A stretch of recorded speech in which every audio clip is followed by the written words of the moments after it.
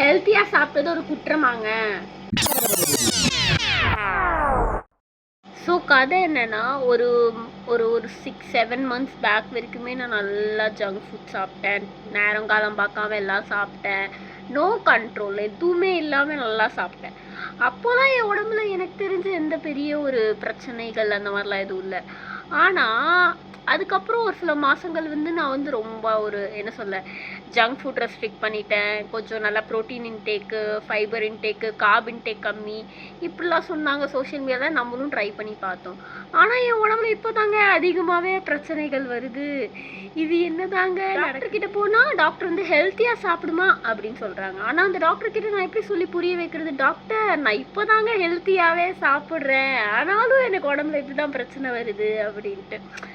So இதே மாதிரி உங்களுக்கும் எக்ஸ்பீரியன்ஸ் இருந்ததுன்னா கண்டிப்பாக கமெண்ட்ஸில் சொல்லுங்கள், கேட்போம்.